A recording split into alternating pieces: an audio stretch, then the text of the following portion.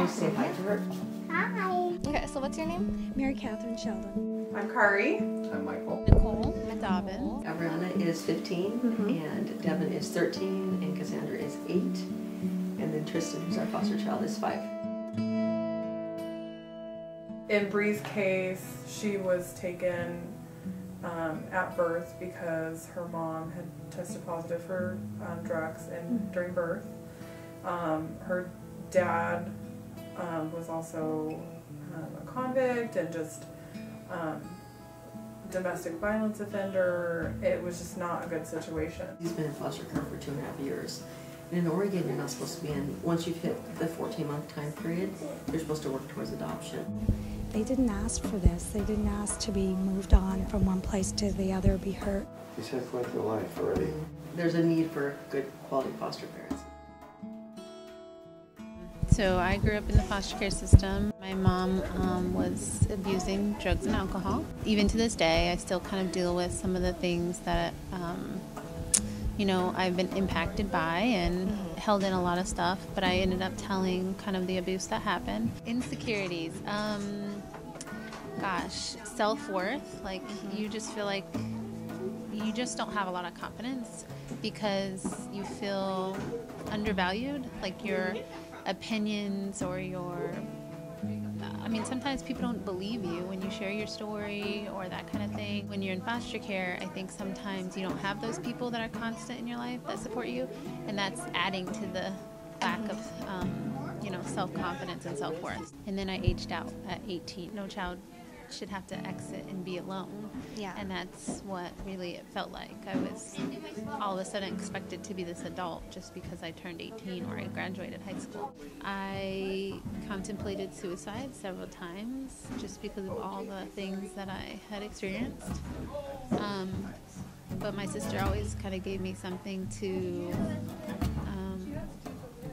I don't know, live for, to be better for. And she said, you know, you've been more of a mom to me than our mom ever was. And it was that point that all of the sacrifices I felt like I made to, you know, take care of her, or decisions I made, really meant something to me, because that was part of the reason I wanted to go to college, was to be a role model to her. And I felt like at that moment it really happened.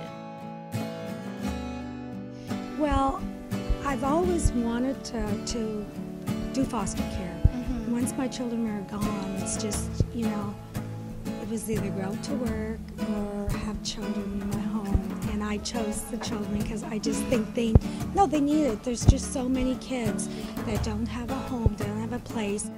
We had some friends that were foster parents and involved in the foster care system. And just them modeling what it looks like and how it is. And through a lot of prayer, we finally decided to venture to try it out, you know, and be foster parents. Fostering is something that I've always wanted to do since I was younger. We've been talking about it, then the church started the ministry, and so then once the church started the ministry, we sat down and seriously talked about it and said, okay, let's pursue this and see what we need to do.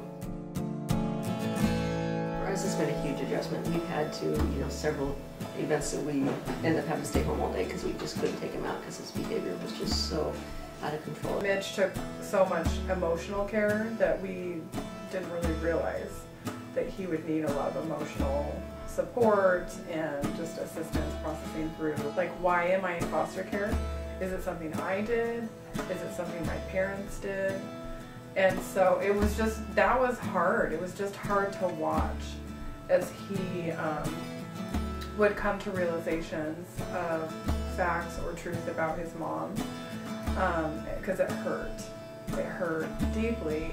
The structure is huge because you really never had that. And so for him, just to know that when I wake up, there's breakfast, and I'm going to go to school today, and if I get 3 meals a day, and if I make a bad choice, I'm going to go on timeout, and somebody's going to follow through with that timeout, not just let me run, you know, wild around the house. A big part of the issue is the child's kind of willingness to say, this is my home and I like you people, because if he gets too close, it becomes sort of a battle between his emotions, and in reality. It's amazing to see the difference from when they come into your home. They're so fragile and they're so scared. And now that, it's always by looking at them, they flourish. They relied upon us for everything, and so you become their parents. And so, but you always know in the back of your mind that there's no guarantee, and you have to know that going into it. So you have to go in with a frame of mind, as hard as it is, that you're going to love that child because that's what they need. People think it's easy. It really isn't. It breaks your heart every time a child has to move on. You have to be a very strong person, and you've got to not be afraid to ask for help. Young people have the ability to get over and heal from their past, but it takes people investing in that healing and building up that self-worth and that confidence. Once you start doing it, you're doing it. And so in our case, like I say, in prepping is the starting process, but then when the child comes, yeah, there are issues. The bottom line is you're not doing it for you, you're doing it for the child.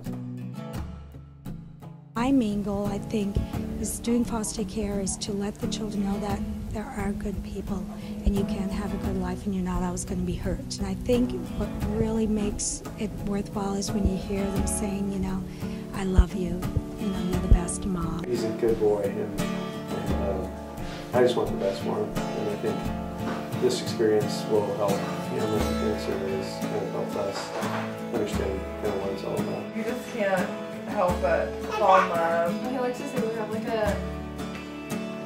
This is a